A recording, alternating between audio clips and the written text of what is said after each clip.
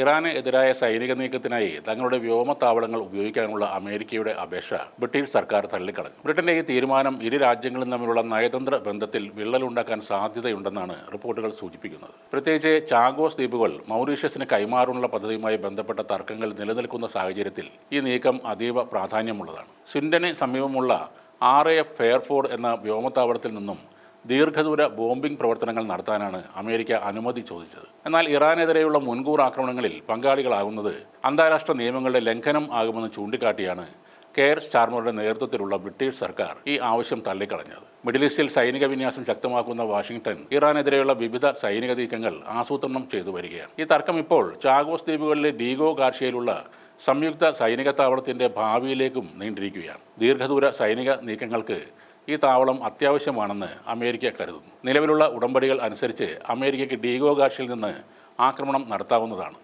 അത് ബ്രിട്ടനെ അറിയിച്ചാൽ മാത്രം മതിയെന്നാണ് കരാറിൽ പറയുന്നത്. എന്നാൽ ബ്രിട്ടൻ എന്ന രാജ്യത്തിൻ്റെ ഉള്ളിലുള്ള RAF താവളങ്ങൾ ഉപയോഗിക്കാൻ ബ്രിട്ടന്റെ നേരിട്ടുള്ള അനുമതി തന്നെ അമേരിക്കയ്ക്ക് ആവശ്യമാണ്. അന്താരാഷ്ട്ര നിയമതത്വങ്ങൾ അനുസരിച്ച് ഒരു സഖ്യകക്ഷി നടത്തുന്ന നിയമവിരുദ്ധമായ സൈനിക നടപടിക്ക് സഹായം നൽകുന്നത് കുറ്റകരം ആകുമെന്ന നിലപാടിലാണ് ബ്രിട്ടൻ. നേരത്തെയും ഇറാനിയൻ ലക്ഷ്യങ്ങൾക്കെതിരെയുള്ള അമേരിക്കൻ ആക്രമണങ്ങളിൽ നേരിട്ട് പങ്കെടുക്കാൻ ബ്രിട്ടൻ വിസമ്മതിച്ചിരുന്നു. അതേസമയം ജനീവയിൽ ഇറാനുമായി ആണവ ചർച്ചകൾ തുടരുമ്പോഴും വാഷിംഗ്ടൺ കൂടുതൽ വ്യോമ നാവിക ശക്തികളെ മിഡിൽ ഈസ്റ്റിലേക്ക് എത്തിച്ചുകൊണ്ടിരിക്കുകയാണ്. അതിനിടയിലാണ് അമേരിക്കയുമായി ഒരു ആണവ കരാറിലെത്താൻ ഇറാൻ തയ്യാറായില്ലെങ്കിൽ കടുത്ത പ്രത്യാഘാതങ്ങൾ നേരിടേണ്ടി വരുമെന്ന് ട്രംപ് ശക്തമായ മുന്നറിയിപ്പും നൽകിയിരിക്കുന്നത്. അമേരിക്കയുടെ ഈ ആക്രമണ ഭീഷണിക്കിടെ ഇറാന് പിന്നിൽ അണിനിരക്കുകയാണ് റഷ്യയും ചൈനയും. ഇറാൻ റഷ്യ ചൈന സംയുക്ത നാവികാഭ്യാസം അമേരിക്ക അടക്കമുള്ളവർക്ക് വലിയൊരു താക്കീതാണ്. ഇറാനെതിരെ ആക്രമണത്തിന് അമേരിക്കൻ ഇസ്രായേൽ സേനകൾ പൂർണ്ണ സജ്ജമാണെന്ന റിപ്പോർട്ടുകൾക്കിടയിലായിരുന്നു ഇറാൻ റഷ്യ ചൈന സംയുക്ത നാവികാഭ്യാസം നടത്തിയത്. ഇറാനെതിരായ യുദ്ധമുണ്ടായാൽ അത് തീക്കളിയാകുമെന്ന് റഷ്യൻ വിദേശകാര്യമന്ത്രി ഒരു മുന്നറിയിപ്പ് നൽകുകയും ചെയ്തിട്ടുണ്ട്. മേഖലയിൽ ആരും യുദ്ധം ആഗ്രഹിക്കുന്നില്ലെന്നും